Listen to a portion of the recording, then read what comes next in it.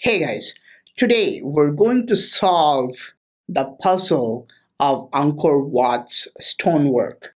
In a previous video, I had estimated that Angkor Wat would have needed at least 10 million tons of sandstone blocks to build the temple. As you can see, Angkor Wat is entirely made of sandstone, and it is so big that it would have needed at least that many rocks.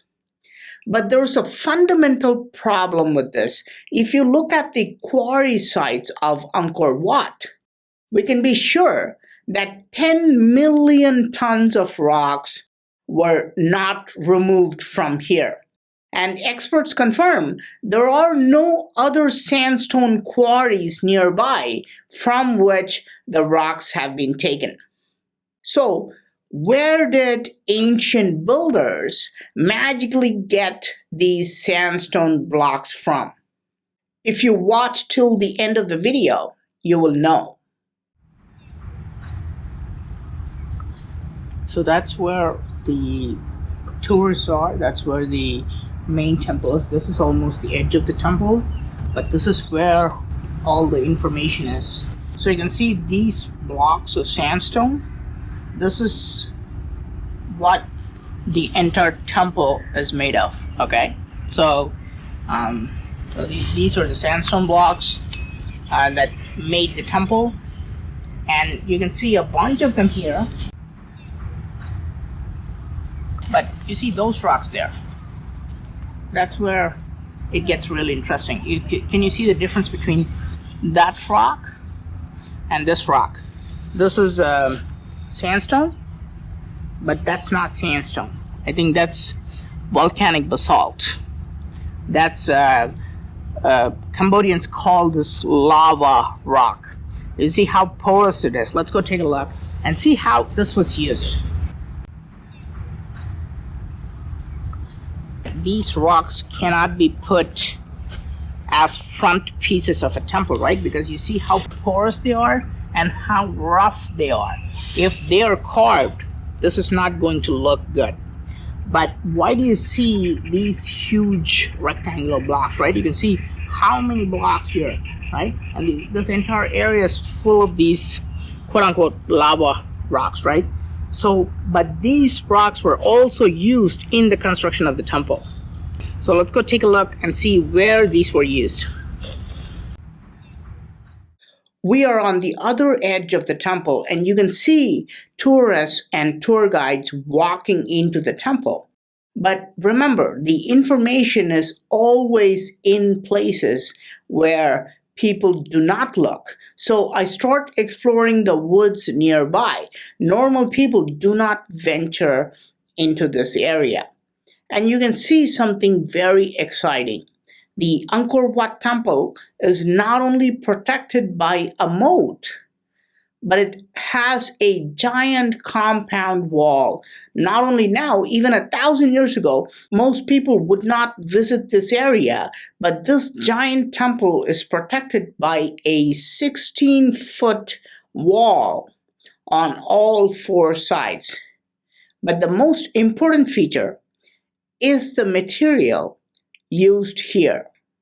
So this is where the lava rocks were used. So that there is no need for dressing this up. There's no need for this compound wall to look beautiful. It was created for protective purposes, and this is why we have blocks and blocks of these lava rocks. You can tell it's not beautiful, but it'll absolutely serve the purpose. And we're able to find this only if we go deep where there's nobody. This material is called basaltic laterite, and it is created as a result of volcanic eruption. I examined this wall, which stretches for miles, and when I start returning back to the main premises, something hits me. This wall made of laterite does not solve the mystery of Angkor Wat's volume of rocks. This wall probably accounts for 1% of Angkor Wat stone blocks. So just because I found out that this 1% is made of laterite, it does not explain where 99% of the rocks, the sandstone blocks, came from. Okay, now let's go into the main temple complex, and everywhere you see is made of solid sandstone blocks. The blocks are smooth and are full of carvings. They would have needed an entire mountain of sandstone to cut these blocks and make up the structure, which is more than 200 feet tall. And then I observe something crazy. Do you see what's going on here? So here you can see we're on the main complex of Angkor Wat, and these are all sandstone blocks, as you can see. But look inside. The volcanic basalt rocks are inside. So the sandstone blocks are only used as a dressing because they're easy to carve and they look great. But look what's actually inside. That's the volcanic basalt, quote unquote, lava rock as it's known in Cambodia. And this is how such a massive temple was built. It was built mostly using the volcanic rock. And the sandstone, the structure that you see everywhere, is just a dressing. Let's look at the top of the structure. Yes, it has undergone many centuries of destruction, but you can still see the smooth surface and you can see beautiful carvings on it and appreciate its beauty. But as you look below, suddenly you're having a change of heart. Suddenly you don't think this is a beautiful structure. You feel like it is not so good looking. Why? Because earlier you were looking at a supermodel, but now the skin is peeled off and you're looking at the flesh and blood of the supermodel. This is exactly what you're looking at right now. The skin was the sandstone, but the flesh and blood is not sandstone. A majority of this temple is not made of that smooth sandstone, but this rough, orange-colored, not so good-looking material called laterite. Now we understand why the quarry sites do not show 10 million tons of sandstone blocks removed from there, because the ancient builders did not use sandstone 100%. The sandstone was only the skin of Angkor Wat. Imagine a human body and what percent of the human body would the skin be, okay? So sandstone is not the major ingredient. But now the question is, what about the Laterite Quarry? From which mountain did they quarry these laterite blocks? Where did that come from? If you look at the laterite quarries, they're usually found on the ground level itself. And my guess is that the ancient builders would have found laterite very close to the temple site itself. This would have not only eliminated the problem of long-distance transportation, but also explains why the sandstone quarry sites do not show a massive removal of rocks. But I've done something spectacular today. I have now peeked into the mind of ancient builders.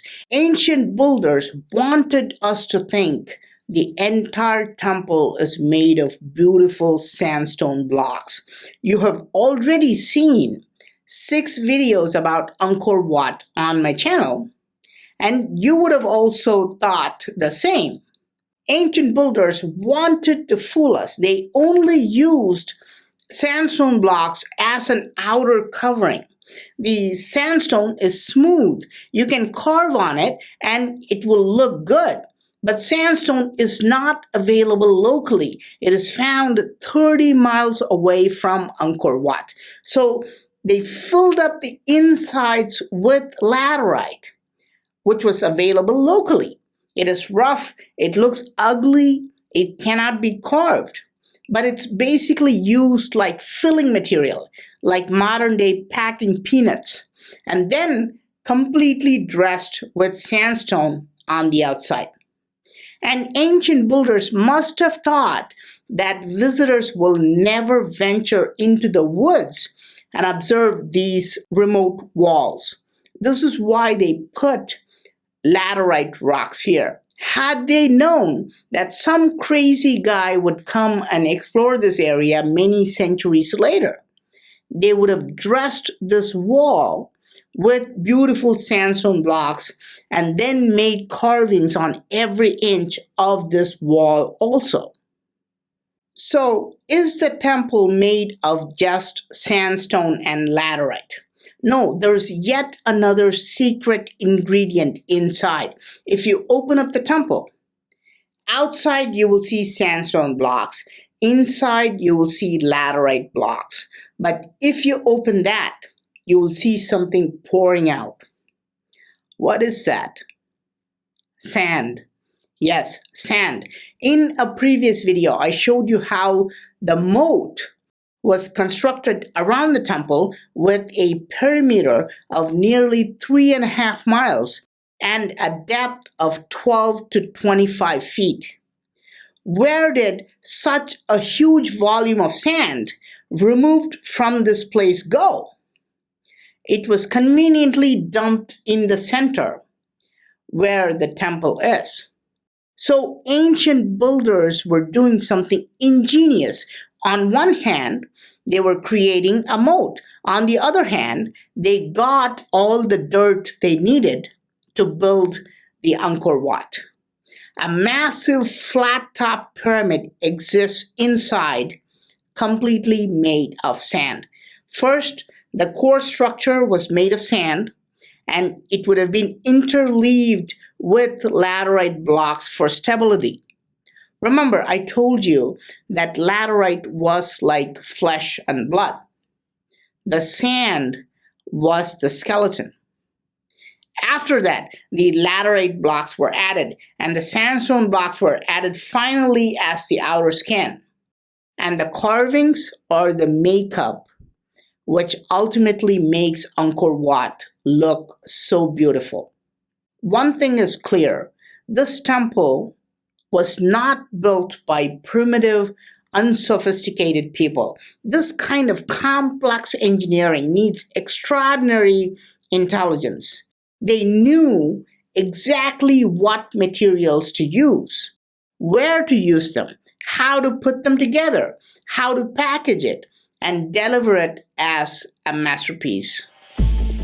I hope you guys liked this video. I am Praveen Mohan. Thanks a lot for watching. I'll talk to you soon in a different video. Bye.